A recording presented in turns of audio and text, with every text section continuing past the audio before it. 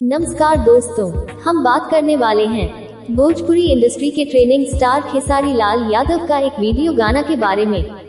गाना है सेंटर पे रेंटर। यह एक वीडियो गाना है जो कि स्पीड रिकॉर्ड्स भोजपुरी के YouTube चैनल पर रिलीज किया गया है। इस गाना को खेसारी लाल के साथ शिल्पी राज ने अपनी आवाज दी है।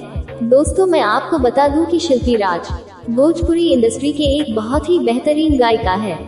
शिल्पी राज के तमाम ऐसे बहुत सारे गाने आए हैं जिसे लोग काफी पसंद किए हैं और कर भी रहे हैं। तो चलिए हम बात कर रहे हैं सेंटर पे रेंटर, एक भोजपुरी वीडियो गाना के बारे में। इस वीडियो गाना में काफी बेहतरीन डांस देखने को मिल रहे हैं और एक्टिंग भी काफी अच्छे किए खेसारी लाल यादव गाना के माध्यम से अपने हीरोइन को बोल रहे हैं, इतना बड़ा मकान है तो क्या इस पूरा मकान में तुम अकेली रहती हैं या ऊपर वाला किसी को दे दी है। ऊपर वाला कमरा के बात कर रहे हैं। खेसारी लाल यादव का हीरोइन बोलती है, मैं किसी को दूं या ना दूं, तुम्हें उससे क्या लेना देना है।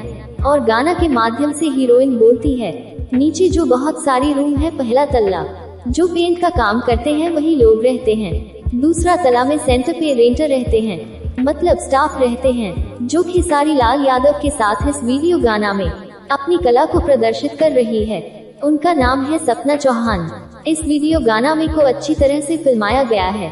सेंटर पे रेंटर गाना को लिखा है कृष्णा बेदर्दी और म्यूजिक दिए हैं आर्या शर्मा ने। वीडियो डायरेक्टर पवन पाल है। इस एल्बम को एडिट किए हैं अगत पाल ने। अगर आप इस वीडियो गाना को देखे हैं तो हमें भी कमेंट में बताएं।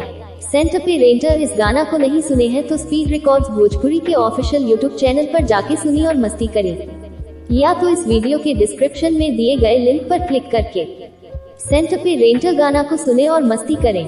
साथ ही साथ चैनल की घंटी भी बजा दी। पूरा वीडियो देखे खातिर दिल से धन्यवाद करतानी। अगला वीडियो पेंडिंग में बा। Bye by.